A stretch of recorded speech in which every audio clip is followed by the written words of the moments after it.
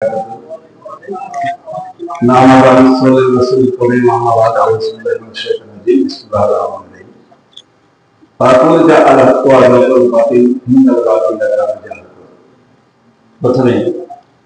সমস্ত প্রশংসা সেই মহান আল্লাহর জন্য, যিনি সকল সৃষ্টির স্রষ্টা।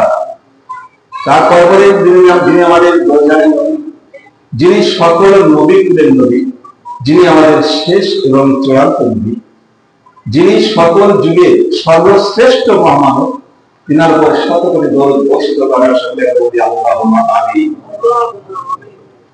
আমি পবিত্র কোরআন মাজিদে বনী ইসরাঈলের 81 নম্বর আয়াতটা সম্পর্ক বলেছি।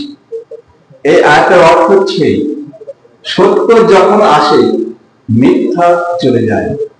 মিথ্যা তো বিলুপ্ত হওয়ার জন্য আসে, কিন্তু বড় দুঃখের বিষয়, আজ 1450 বছর আগে আমাদের কাছে কোরআন অবতীর্ণ হয়েছে। তারপরেও বেশ কিছুদিন পর বলতে পারেন, যখন মুসলিমদের একটা স্বর্ণযুগ ছিল, 200 থেকে 700 হিজরি পর্যন্ত, তখন একটা জামানা ছিল একটা আলাদা। তারপরে পরেই আমাদের ইসলামের অধঃপতন শুরু হয়ে গেল। সেই কোরআন, সেই হাদিস আমাদের কাছে আছে, ঘরে ঘরে আছে, মাদ্রাসা আছে, মসজিদে আছে। বড় দুঃখের বিষয়, সেই সময় যে জামাত, সেই সময় যে আমার মুসলিম ভাইরা সাহাবীরা ছিলেন, তাদের সঙ্গে আমাদের আদর্শগত পার্থক্য আকাশ আর জমির যতটা তফাৎ ততটা। আমরাও ঠিক তাই। কেন? এর কারণ তো আমাদের মূল্যে তারা খুব জরুরি হয়ে পড়েছে। কেন? মৃত্যুর পরেই তো আমাদের সেই কিয়ামত আমাদের উঠতে হবে। এখনো সময় আছে, সুযোগ আছে। আল্লাহ তাআলা সকলের জন্য সুযোগ রেখেছেন, যাতে করে আমরা এখনো কোরআন এবং সেই হাদিস অনুযায়ী আমাদের জীবনটা গড়তে পারি। তার জন্য আমাদের প্রাণপণ চেষ্টা করা। আমরা কথায় কথায় কথা বলে থাকি যে ওই লোকটাকে তো আল্লাহ হিদায়াত দিয়েছে, আমার তো দেয়নি। হিদায়াত তো যাকে দেবে সেই পাবে, আমার কি করবে? এই কথাটা বলার অর্থ হচ্ছে নিজেকে আসল জায়গা থেকে সরিয়ে দিই। আল্লাহ তাআলা পবিত্র কোরআন মাজিদে সূরা বাকারা 30 নম্বর একটা আয়াত আছে। আল্লাহ তাআলা আমাদের সৃষ্টি কেন করলেন, তার উদ্দেশ্য কি? আল্লাহ তাআলা বলেছেন, আমি তো খলিফা তৈরি করি। খলিফা মানে কারা? এই মানব জাতি। এই খলিফা আল্লাহ তাআলা তৈরি করলেন উদ্দেশ্য দেখি। উদ্দেশ্যহীন কোনো কাজ যেমন হয় না, আল্লাহর আনুগত্য শিক্ষা যেমন শয়তানের শিক্ষা হয়, উদ্দেশ্য ছাড়া কোনো কাজ করলে সেটা শয়তানের কাজ বলে পরিগণিত হয়। আল্লাহ তাআলার নির্দিষ্ট একটা উদ্দেশ্য ছিল। উদ্দেশ্যটা কি? উদ্দেশ্য ছিল আল্লাহর জমিনে, এই আসমানের জমিনে আল্লাহর বাণীকে, আল্লাহর সত্য কথাকে প্রতিষ্ঠিত করা। যার জন্য প্রথমে আল্লাহ তাআলা সফে একটা 9 নম্বর একটা আয়াত আছে, দেখবেন কোরআন মাজিদে তাওবা 33 নম্বর একটা আয়াত আছে, ফাতার 28 নম্বর একটা আয়াত আছে।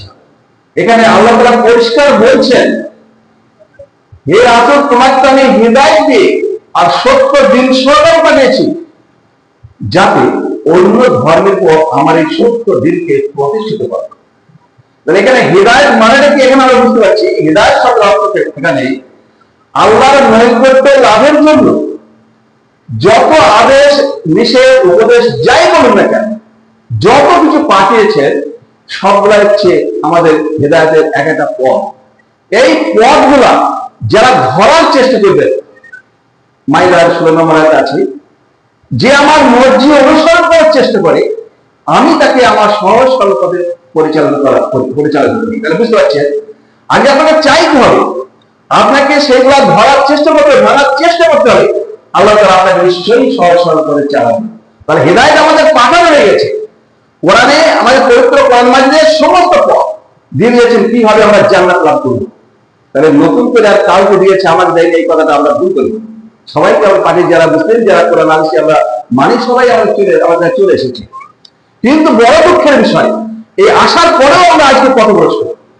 এই পথভ্রষ্ট কথাটা আমি বলছি না, আল্লাহ তাআলা পবিত্র কোরআন মাজিদে সূরা ইউসুফের একটা 106 নম্বর আয়াতে বলছেন, ঈমান আনার পরেও অধিকাংশ মানুষ, ঈমান আনার পরে অধিকাংশ মানুষ তারা মুশরিক এবং শিরক অবস্থায় পড়ে। আমরা কিন্তু বেশিরভাগ মানুষ ঈমান আনার পরও শিরক এবং মুশরিক অবস্থায় মারা যাবে, এটা আল্লাহ তাআলা নিজেই ঘোষণা করছেন। আপনার আমার বলার প্রয়োজন নেই, শুধু আমাদের স্মরণ করে দেওয়া।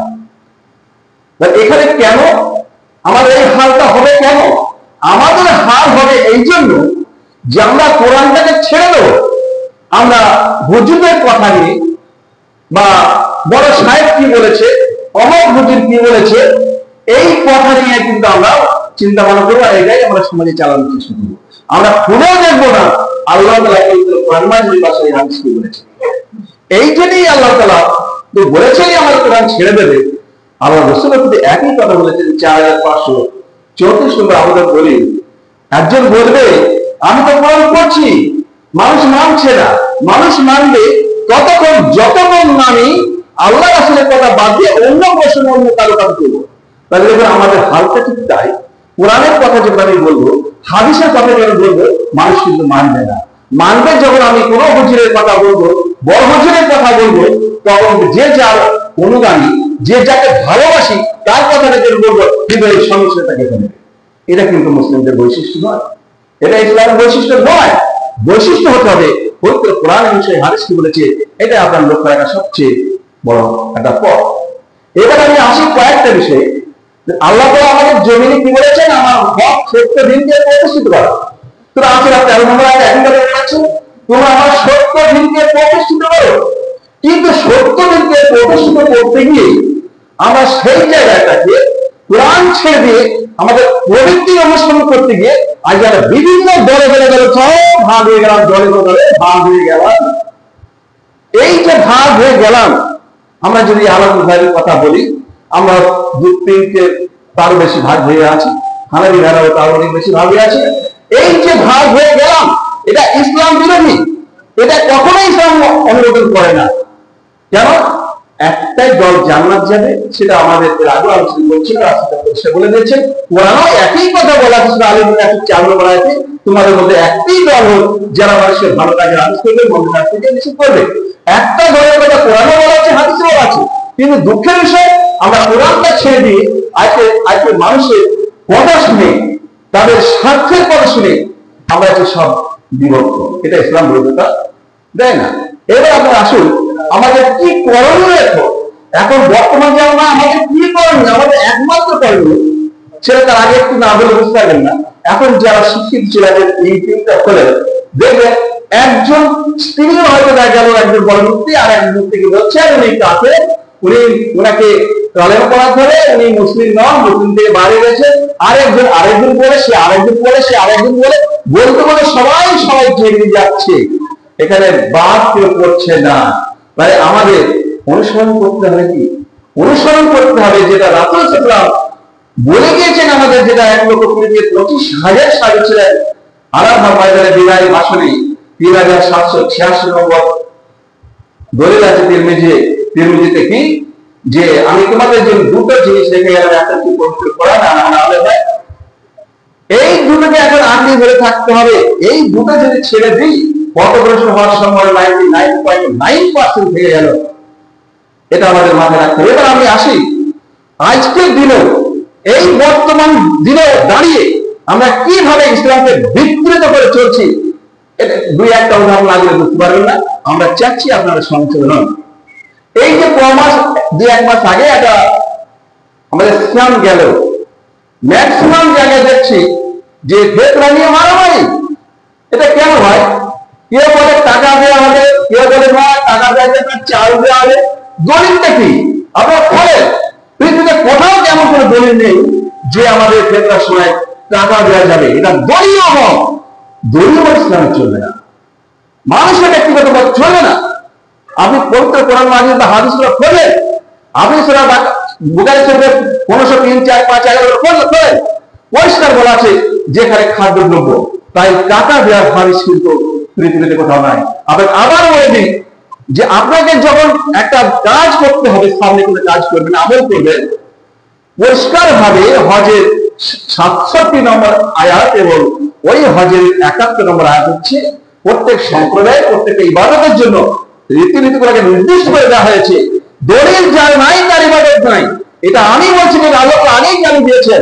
কারণ আমরা এটা মানলে কেন, আমরা কোরআনটা পড়ি, আমরা বুঝি, আমরা মানলে বাস্তবায়ন করি না। তাই এখানে আমাদের কি দিতে হবে? আমাদের খাদ্যদ্রব্য।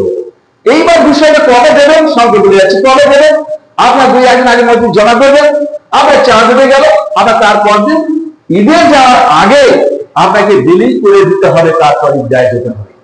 যদি আপনি এটা না করেন, তার আগেও দেন আর পরেও দেন, তাহলে আবু দাউদ 1609 নম্বরের হাদিস আছে, আর দেখবেন ইবনে মাজাহ 1887 হাদিস আছে, আপনার সাধারণ দান হয়ে যাবে, আপনার ফিতরা আদায় হবে না। মানে এখানে বুঝতে পারছেন সুন্দর নিয়ম, কিন্তু আমরা সেটা না করে রেখে দিচ্ছি। তারপরে আবার এই বন্টন নিয়ে ভাগাভাগি, কে পাবে? আরে ভাই কে পাবে? ইসলাম অনেক মতো একটা সহজ সরল আনার মতো স্বচ্ছ। এটা ইবনে মাজাহ 42 নম্বর হাদিসে রাসূল সাল্লাল্লাহু আলাইহি ওয়াসাল্লাম বলছেন, আমি তোমাদের রেখে গেলাম কষ্ট দিনের উপর, যা রাত তার কাছে দিনের মতোই উজ্জ্বল। তাহলে এত উজ্জ্বল বলছে, রাতের মতো থেকে উজ্জ্বল, এর থেকে ভালো কথা ইসলামে আর হতে পারে না। কিন্তু কে পাবে? পরিষ্কার বলা আছে, এটা গরিব মিসকিনদের হক। এই গরিব মিসকিন